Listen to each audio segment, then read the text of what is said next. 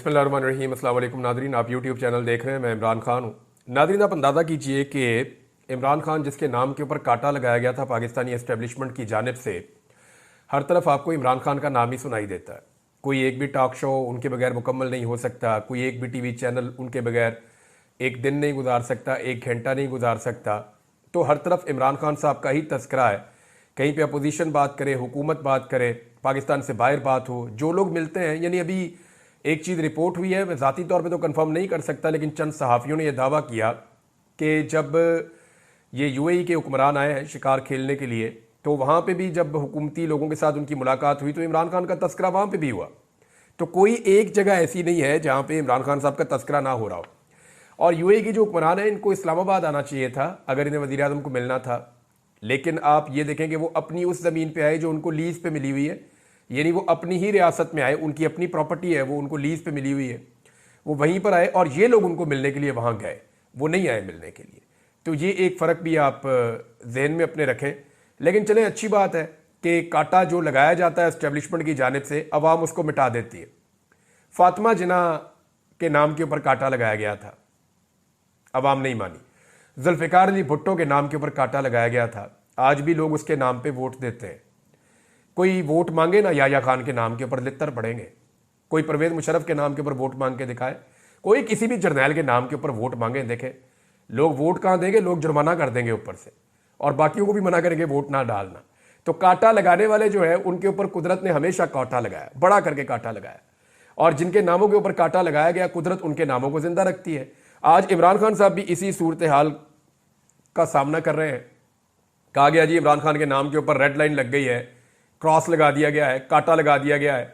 लेकिन अब आप ये देखें कि इमरान खान के बगैर ना सिस्टम चल पा रहा है, ना निज़ाम चल पा रहा है। हालात कहाँ पहुँच गए हैं, मैं अभी आपके सामने एक डाटा रखूंगा, आप हैरान हो जाएंगे।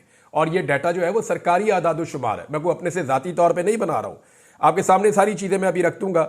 लेकिन एक चीज़ आप ध्यान में रखें कि जो हुकूमत का और अपोजिशन के बीच में जो मुज़ाकरात चल रहे थे, जिसको हुकूमत चाहती है कि वो नाकाम हो जाए, सूरत हाल ये है ना कि एस्टेब्लिशमेंट जानती है बैरूनी दबाव बढ़ता जाएगा।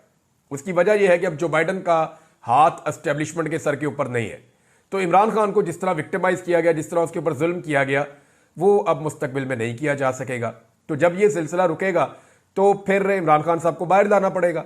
एस्टेब्लिशमेंट ये बात जानती है, लेकिन वो मशरूत रिहाई चाहती है। एस्टेब्लिशमेंट की भी वो शराइत है ना, उन्होंने अपनी इज्जत भी बचानी है, अपना मामला भी बचाना है, अपनी नौकरियां भी उन्होंने महफूज करनी है।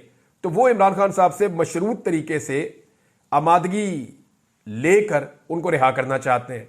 हुकूमत चाहती है कि जितना मैक्सिमम हो सके इमरान खान साहब को अंदर रखा जाए, क्योंकि जो इमरान खान साहब की मकबूलियत है, इस मकबूलियत के आलम में अगर वो बाहर आ गए तो पाकिस्तान की सारी सियासत उनकी मुट्ठी में आ जाएगी और फैसले वो करना शुरू हो जाएंगे। अब इमरान खान साहब को अगर आप देखें तो वो शराइत मानने पर तैयार नहीं है, वो जेल में मजीद टाइम गुजारने पर भी आमादा है। अब हुकूमत मुज़ाकरात को नाकाम करने के लिए जो कमेटी है, जो मुज़ाकराती कमेटी पाकिस्तान तहरीक इंसाफ की जानिब से है, उनकी मुलाकात इमरान खान साहब से नहीं करवा रहे। हालांकि कमेटी ने मुतालबा किया बड़ा क्लियरली कि आप अब हमारी मुलाकात करवाएं ज़रा आज़ादाना माहौल में, जहाँ पे इदारों की निगरानी ना हो, जहाँ पे ऑडियो वीडियो रिकॉर्डिंग ना की जा रही हो, ताकि खुलकर अपने लीडर के साथ हम डिस्कशन करें, उन्हें बताएं जनाब कि क्या सूरत हाल है, और इमरान खान साहब के साथ खुल के हम बात करें, वो खुल के हमारे साथ बात करें, तो किसी नतीजे पर पहुंचने की कोशिश करें। और मुज़ाकरात से ही मसले का हल निकलता है, जंगों के बाद भी मुज़ाकरात ही होते हैं अल्टीमेटली। अब यहाँ पे जो आमिर मुगल साहब हैं, उन्होंने कुछ हकायक सामने रखे हैं, वैसे भी ये हकायक लिखे हुए हैं। कमेटी की जो आपस में दो कमेटियों की मीटिंग हुई थी, हुकूमती और अपोजिशन की, जो आपस में मुज़ाकराती कमेटियां बैठी थी, तो जो एलामिया आया था उसके बारे में मैं आपको बता रहा हूँ, तहरीरी तौर पे वो मौजूद है।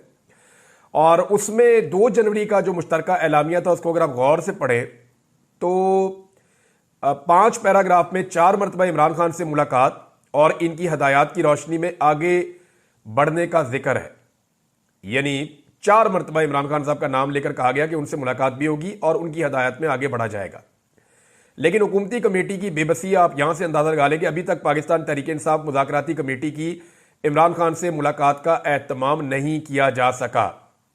हुकूमती लोग कह रहे हैं जी इमरान खान साहब की मुलाकात होनी चाहिए, लेकिन आपको पता ना फैसले तो कहीं और होने, और फैसले जो है वो जो कमेटी बनाई हुई है उनके ऊपर भी तो नवाज शरीफ है, उनके ऊपर भी तो मरियम नवाज और शहबाज शरीफ है। तो वो इस बात को जानते हैं कि अगर हमने इन मुज़ाकरात की कामयाबी की तरफ बढ़ना शुरू कर दिया तो हमें अपनी हुकूमत से हाथ धोना पड़ जाएगा और इसके बाद उन्हें हुकूमत नहीं मिलनी, चाहे वो जाली फार्म 47 भी ले ले, लोग इसका भी हल निकाल देंगे। तो अब के तो लोगों को इन्होंने धोखा दे दिया है, लेकिन हर मरतबा ये हो नहीं पाएगा और ये हुकूमत भी पूरा टाइम करती हुई दिखाई नहीं दे रही। तो इस पे असद कैसर साहब ने स्टेटमेंट दिया कि अगर मुलाकात आपने नहीं करवानी तो फिर आप मुज़ाकरात को भूल जाएं, फिर मामला किसी और तरफ जाएगा। पाकिस्तान तहरीक इंसाफ वैसे ही एक अवामी तहरीक चलाना चाहती है और वो ये टेस्ट करना चाहती है कि जो बाइडन के जाने के बाद भी पाकिस्तान की एस्टेब्लिशमेंट उसी तरह से जुल्म, बर्बरियत और जबर को जारी रखती है या डोनाल्ड ट्रंप की इंतजामिया इनके सर के ऊपर हाथ नहीं रखेगी और ये वो सारा कुछ नहीं कर पाएंगे जो इससे पहले इन्होंने किया। देखिए, अगर जुल्म, जबर और फस्तायत ये यहां पे जारी रखते हैं और जो बाइडन की तरह डोनाल्ड ट्रंप इनके सर पे हाथ नहीं रखता तो 2-3 चीजें हो जाएंगी फौरी तौर पे। एक तो जो जीएसपी प्लस का जो स्टेटस है वो आपका कॉम्प्रोमाइज हो जाएगा। दूसरा, अमेरिका के साथ आपकी ट्रेड, आपके ऊपर कुछ पाबंदियां लग सकती हैं, वो कॉम्प्रोमाइज हो जाएगा। आईएमएफ की जानिब से आपके ऊपर दबाव बहुत ज्यादा बढ़ जाएगा। तो ये चीजें पाकिस्तान की हुकूमत या एस्टेब्लिशमेंट इनको बर्दाश्त नहीं कर सकती। हुकूमत के तो चलो दिमाग में ये बात होती है ना कि कुछ भी करके हम रेड़ा लगा लें, कुछ भी करके हम घसीट लें इस सिस्टम को, हम आगे बढ़ जाएं। और जो एस्टेब्लिशमेंट है उसको इस बात का आइडिया होता है कि भाई इन्होंने तो सियासत करनी है और इनके ऊपर तो केसेस बने हुए हैं। मुल्क कैसे चलेगा अगर आईएमएफ काम नहीं करेगा और मगरबी ममालिक को आप पूरी तरह नाराज कर लेंगे तो आपकी एक्सपोर्ट्स भी बहुत बुरी तरह मुतासर हो जाएंगी। अब इसमें एक बड़ा हौसला अफजा स्टेटमेंट है जो उमर अयूब साहब ने दिया और उन्होंने बड़ा क्लियरली कहा कि इमरान खान साहब ने जो जाती तौर पे उनके ऊपर जुल्म और जबर किया गया है उस हवाले से इमरान खान साहब ने ऐलान किया है कि मैंने पाकिस्तान की खातिर सबको माफ कर दिया। ये उमर अयूब साहब ने एक बड़ा दावा किया, लेकिन साथ ही साथ उन्होंने मुतालबा किया है कि इमरान खान साहब से जो हमारी मुलाकात है वो करवाई जाए और वो आज़ादाना माहौल में करवाई जाए। वहां पे जो इदारे हैं वो मौजूद नहीं होने चाहिए, उनकी गैर मौजूदगी में ये मुलाकात हमारी करवाई जाए। अब इमरान खान साहब की जानिब से आम माफी का जो ऐलान है वो उनके जाती मामलात के हवाले से है, जैसे उनके ऊपर कीचड़ उछाला गया, उनके ऊपर झूठे मुकदमात बनाए गए, जेल के अंदर उनको सताया गया, उन्हें तंग किया गया, उन्हें एक छोटे से सेल के अंदर बंद कर दिया गया, बाहर आने से मना कर दिया गया, कभी लाइट बंद कर दी गई, कभी सर्दी के अंदर उनको छोड़ दिया गया। अभी भी जो उनकी बहन है उन्होंने 3 बड़ी शिकायतें की हैं। अलीमा खान साहबा ये कहती हैं कि दुश्मन जो है वो कमीना नहीं होना चाहिए। ये इमरान खान साहब कहते हैं कि आपका दुश्मन हो कोई बात नहीं, लेकिन दुश्मन कमीना नहीं होना चाहिए। तो इमरान खान साहब के जो मुखालिफिन है या दुश्मन है वो कमीनगी की हद पर उतरे हुए हैं, ये अलीमा खान साहबा ने कहा। क्योंकि 3 ऐसे मुतालबात हैं जो इमरान खान साहब बार बार कहते हैं और ये बुनियादी ज़रूरत की चीज़ें हैं, इमरान खान साहब की बात नहीं मानी जाती। नंबर 1, इमरान खान साहब का जो ज़ाती मुआलिज है उन तक इमरान खान साहब को एक्सेस नहीं दी जाती। बार बार उनकी फैमिली कोशिश करती है, उनकी जानिब से ये कहा जाता है, लेकिन ज़ाती मुआलिज को इमरान खान साहब तक रसाई नहीं दी जाती। नंबर 2, इमरान खान साहब की उनके बच्चों से बात नहीं करवाई जाती। जमाइमा ने कुछ अर्सा पहले कहा था कि उनके बच्चे डिस्टर्ब हैं इस वजह से कि उनके वालिद को बेगुनाह जेल में डाला गया। इमरान खान साहब भी अपने बच्चों से बात करना चाहते हैं, हालांकि जेल मैनुअल के अंदर इसकी इजाज़त होती है, लेकिन इमरान खान साहब को उनके बच्चों से बात नहीं करने दी जा रही। नवाज शरीफ साहब का पूरा खानदान जो है, पूरा का पूरा टब्बर जेल में जाता था मिलने के लिए, बच्चों के बच्चे भी जाते थे, छोटे बच्चे, बड़े बच्चे, बड़े बच्चे, उनके बच्चे सारे जाते थे जेल में। लटरम पटरम उधर रौला पड़ा हुआ होता था, मियाँ साहब ने तो पूरा मेला लगाया हुआ होता था, तो मियाँ साहब की तो जेल भी घर जैसी थी। लेकिन इमरान खान साहब के बेटे हैं, उनसे उनकी बात नहीं करवाई जाती और वो कोशिश करते हैं लेकिन फिर भी बात नहीं होती। तीसरा, इमरान खान साहब अपनी किताबें मांगते हैं, उसमें भी परेशान किया जाता है। 3 ही चीज़ें जो इमरान खान साहब डिमांड करते हैं कि जनाब मेरे बच्चों से मेरी बात करवाएं, मुझे मेरी किताबें मुहैया की जाएं। जो मेरा अपना ज़ाती मुआलिज 72 साल का आदमी है, बेशक वो अपने आप को कितना भी फिट रखे एक्सरसाइज करके, लेकिन फिर भी उसके अपने मुआलिज से जब वो मिलते हैं तो उनको उससे इत्मीनान मिलता है कि मेरी अपनी फिजिकल कंडीशन क्या है और मैं अपने आप को कैसे बेहतर कर सकता हूँ। तो इमरान खान साहब अपने ज़ाती मुआलिज से मिलना चाहते हैं, अपने बच्चों से बात करना चाहते हैं और वो किताबें पढ़ने के लिए अपनी किताबें मांग रहे हैं। और इन तीनों चीज़ों में उनको परेशान किया जाता है, तीनों चीज़ें उन्हें नहीं दी जाती। तो इसलिए इमरान खान साहब कहते हैं कि दुश्मन बेशक मिल जाए लेकिन कमीना दुश्मन नहीं मिलना चाहिए। अब नाजरीन, बार बार ये कहा जाता है कि पाकिस्तान में महंगाई कम हुई है। इसके ऊपर हम एक सर्वे करवा रहे हैं, आने वाले दिनों में आपको दिखाएंगे कि महंगाई कितनी कम हुई है।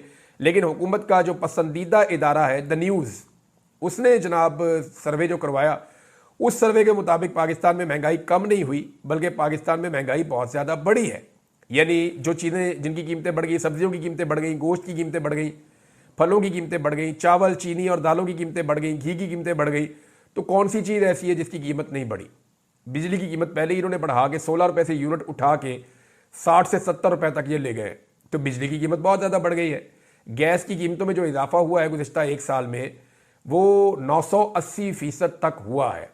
यानी अगर आप इसको वैसे देखें तो 1000% तक का इजाफा तकरीबन जो है वो गैस की कीमतों में भी कर दिया गया है। आप गैस इस्तेमाल करें या ना करें, आपको जो मीटर का रेंट आता है ना, वही इतना ज़्यादा है कि गरीब आदमी को पहले इतना बिल नहीं आता था। तो हर चीज़ की कीमत में बहुत ज़्यादा इजाफा हुआ। और ये रिपोर्ट मैं नहीं कह रहा, या द न्यूज़ दे रहा है, और द न्यूज़ की जो रिपोर्ट है वो हुकूमत को हमेशा से बड़ी पसंद होती है। तो द न्यूज़ की रिपोर्ट के मुताबिक पाकिस्तान में महंगाई की शरह में नया साल आते ही बहुत ज़्यादा इजाफा हुआ है। हालांकि हुकूमत दावे कर रही है कि महंगाई में इजाफा नहीं हुआ। अब आपके सामने मैं एक डाटा रखता हूं नाजरीन, कि इस वक्त जो पाकिस्तान में टैक्स लिया जा रहा है हुकूमत की जानिब से, वो सबसे ज़्यादा टैक्स है। यानी इतना टैक्स पाकिस्तान की किसी हुकूमत ने नहीं बढ़ाया जितना टैक्स पाकिस्तान की मौजूदा हुकूमत ने बढ़ा दिया है। हर चीज़ के ऊपर टैक्स लगा दिया है, जिसकी वजह से पाकिस्तान में महंगाई बहुत ज़्यादा है। यानी लेवी टैक्स लगा दिया, और पता नहीं कौन कौन से टैक्स लगा दिए, विद होल्डिंग टैक्सेस लगा दिए, और जो टैक्सेस ऑलरेडी लगे हुए थे उनकी शरह में बहुत ज़्यादा इजाफा कर दिया। तो हर चीज़ पर पाबंदी लगाई गई, फिर टैक्सेस जो है उनको बढ़ाया गया। तो इस वक्त जो हुकूमत है वो सबसे ज़्यादा टैक्सेस आवाम से वसूल कर रही है, लेकिन इसके बावजूद टारगेट पूरा नहीं हो रहा। टारगेट इसलिए पूरा नहीं हो रहा कि अवाम ने अपनी एक्टिविटी रोक दी है। जितनी ज़्यादा इकोनॉमिक एक्टिविटी होती है उतना ज़्यादा हुकूमत को टैक्स मिलता है। मिसाल के तौर पर अगर आपके पास 100 रुपये का एक नोट है और इस नोट को आप सर्कुलेट कर रहे हैं मार्केट में, तो ये जितनी दफ़ा मार्केट का चक्कर लगाएगा उतनी दफ़ा टैक्स का पैसा हुकूमत को मिलेगा। लेकिन अगर इसकी सर्कुलेशन स्लो हो जाती है, यानी पहले 100 का एक नोट जो है वो एक दिन में 20 चक्कर लगाता था और अब वो 10 चक्कर लगा रहा है, तो जब अगर 17 रुपए फर्ज करें आप, अगर वो 17 रुपए का एक सेल टैक्स है, तो जब वो 10 चक्कर लगाता है तो 17 को आप 10 से ज़रब दे दें तो 170 रुपए बनते हैं। लेकिन अगर वो 20 चक्कर लगाता है तो ये 340 रुपए बनते हैं। तो इस तरीके से 100 का नोट जो है वो उतना पैसा नहीं कमा रहा, या 5000 का नोट जो है वो उतना पैसा नहीं कमा रहा। पाकिस्तान में इकोनॉमिक एक्टिविटी बहुत ज़्यादा डाउन हुई है, और उसकी वजह से वो ये वजह ये है कि लोग अब एतबार ही नहीं करते, लोग पैसा निकालते ही नहीं है, लोग पाकिस्तान में पैसा लगाना नहीं चाहते। तो टैक्स ये सबसे ज़्यादा ले रहे हैं, महंगाई इन्होंने सबसे ज़्यादा कर दी है। द न्यूज़ की रिपोर्ट भी आपको ये बता रही है, और पाकिस्तान की तारीख का सबसे ज़्यादा कर्जा भी यही ले रहे हैं। मिसाल के तौर पर मैं आपके सामने को डाटा रखता हूँ, और ये डाटा पढ़ने के बाद आपके रोंगटे खड़े हो जाएंगे कि कैसे इन्होंने पाकिस्तान की मईशत को तबाह किया है। 70,000 रुपए से जायद का कर्जा हो गया पाकिस्तान की तारीख में, कभी ऐसा नहीं हुआ। यानी पाकिस्तान की जो पूरी 77 साल तारीख है उसके अंदर जो कर्जा लिया गया वो इतना कर्जा नहीं था जितना कर्जा अब ले लिया गया गुज़िश्ता 2-2.5 साल के अंदर। यानी रफ्तार इतनी ज्यादा है। तो ऐसे नहीं कहते शहबाज स्पीड, इसकी कर्जे लेने की स्पीड भी सबसे ज्यादा है। यानी सबसे ज्यादा टैक्स ले रहे हैं, सबसे ज्यादा महंगाई कर रहे हैं, सबसे ज्यादा कर्जा भी ले रहे हैं, सबसे ज्यादा तरक्याती मंसूबे भी बंद किए। खैबर पख्तूनख्वा के 90 बड़े मंसूबे बंद कर दिए इन्होंने, और बहुत सारी जगहों में बहुत सारे मंसूबे, तालीमी मंसूबे बंद किए, हेल्थ के मंसूबे बंद किए, एनर्जी के मंसूबे बंद किए, इंफ्रास्ट्रक्चर के मंसूबे बंद किए। ये वो सारे मंसूबे हैं जो इमरान खान साहब के दौर के अंदर चल रहे थे। नंबर 1 सबसे ज्यादा टैक्स लिया, नंबर 2 सबसे ज्यादा महंगाई की, नंबर 3 सबसे ज्यादा कर्जा भी लिया। इतना पैसा इकट्ठा करने के बावजूद तरक्याती मंसूबे भी बंद कर दिए। तो पैसा जा कहां रहा है? क्या इस सवाल का कोई जवाब देगा? ज़र मुबादला के ज़खायर भी नहीं बढ़ रहे, या तो पैसा वहां जमा हो रहा हो कि जनाब पाकिस्तान के ज़र मुबादला के ज़खायर बहुत ज़्यादा बढ़ रहे हैं। अभी जितने इमरान खान साहब छोड़कर गए थे आज से 2.5 साल पहले, उसके करीब भी ये नहीं पहुंचे, 2.25 साल हो गए। इमरान खान साहब जितने ज़र मुबादला के ज़खायर छोड़ के गए थे, ये हुकूमत उसके करीब भी नहीं फटकी। तो ये सारा पैसा जा कहां रहा है, इसका जवाब कोई नहीं दे रहा। इदारे भी ये बेच रहे हैं, पाकिस्तान के सोने और तांबे के ज़खायर भी ये ओने पोने बेच रहे हैं। तो जब इतना सारा पैसा पूरी दुनिया से ये इकट्ठा करने का कह रहे हैं, इतना सारा कर्जा इन्होंने ले लिया, तो ये कर्जा और ये पैसा ये जा कहां रहा है, इसके बारे में कोई इंफॉर्मेशन नहीं मिल रही। अब इसमें जो है वो अद्वियात की कीमतें गुज़िश्ता 1 साल में कुछ 200% से ज्यादा बढ़ गई है पाकिस्तान में। बेरोजगारी पाकिस्तान में बढ़ गई है, नौजवान जो है मुल्क छोड़ छोड़ कर जा रहे हैं। इवन जो इंसानी स्मगलर हैं वो इससे फायदा उठा रहे हैं, पाकिस्तानी नौजवानों से पैसा लेकर वो कश्तियों में बैठा बैठा के यूरोप पहुंचाने की कोशिश कर रहे हैं। पिछले दिनों जो हादसा हुआ यूनान के करीब, उसमें आपने देखा कितने पाकिस्तानी जो है वो जाँ बहक हो गए। तो ये सिर्फ मायूसी है। नौजवान कहते हैं निकलो इस मुल्क से, जान को खतरे में डालना पड़े कोई बात नहीं, अगर जान जाती है जाए, लेकिन यहां से निकलो, क्योंकि यहां पे कोई मुस्तकबिल नहीं है। उसकी वजह यह है कि यहां हुकूमत कोई पॉलिसी नहीं दे रही, हुकूमत किसी किस्म की तरक्की नहीं कर रही, और हुकूमत सिर्फ 2 नंबरियां कर रही है, यानी टिप टॉप कपड़े पहन के मीडिया पे आके शो करते हैं जनाब पाकिस्तान बहुत अच्छा चल रहा है। तो आपके कहने से तो पाकिस्तान अच्छा नहीं चल रहा। एक शोबा ऐसा था जिसमें पाकिस्तान तरक्की कर रहा था परवेज मुशर्रफ के दौर से, और ग्रेजुअली पाकिस्तान ऊपर जा रहा था।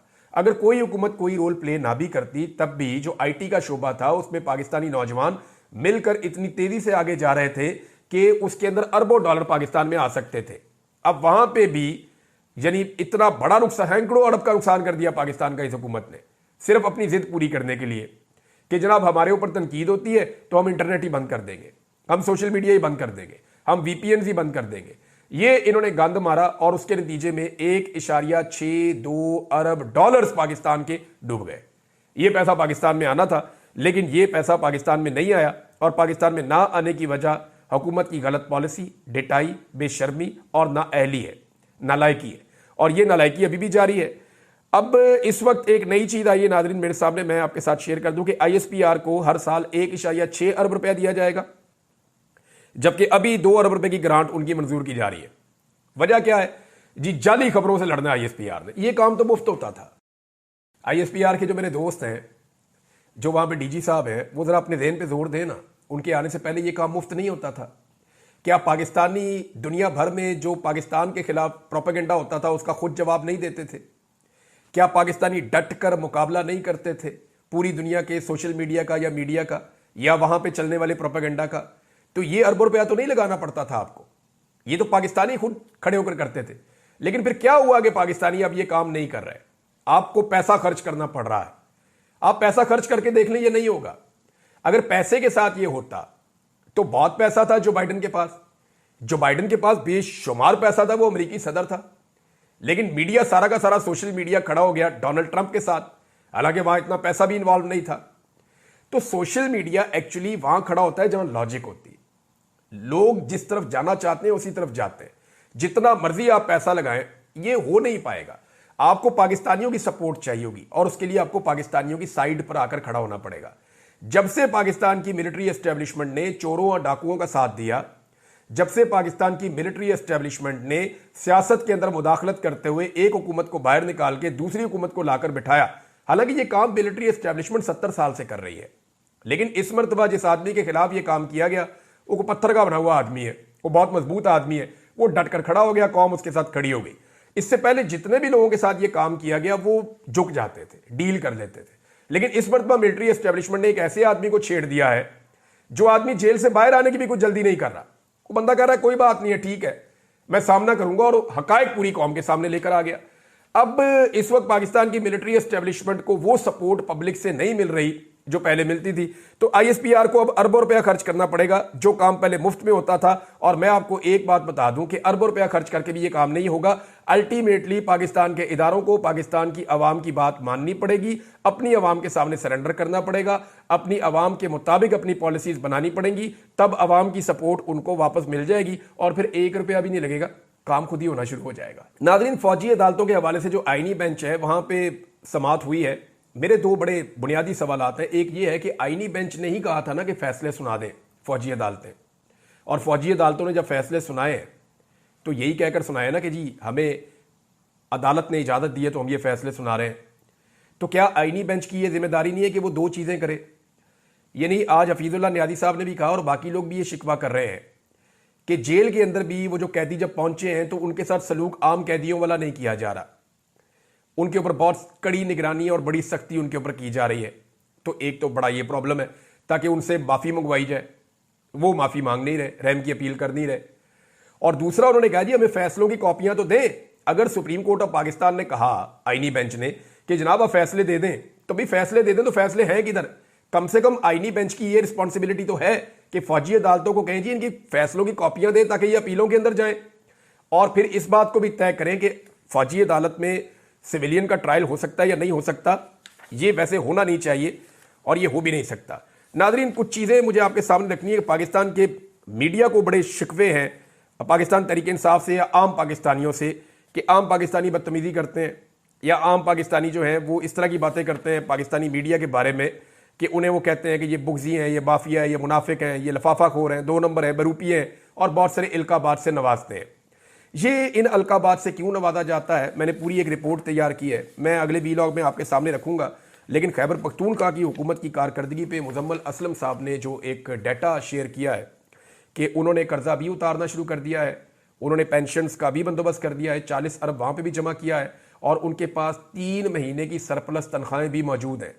कोई सूबा ऐसा नहीं कर पाया, ना वफाक ऐसा कर पाया। दहशतगर्दी के बावजूद, बुरे तरीन हालात के बावजूद खैबर पख्तूनख्वा ने बेहतर परफॉर्म किया है, तो उन्हें तो शाबाश मिलनी चाहिए। लेकिन DGISPR उनकी गवर्नेंस के ऊपर बात कर रहे थे। अब तक के लिए इतना ही। अपना ख्याल रखिएगा, अपने इस चैनल का भी। अल्लाह हाफ़िज़।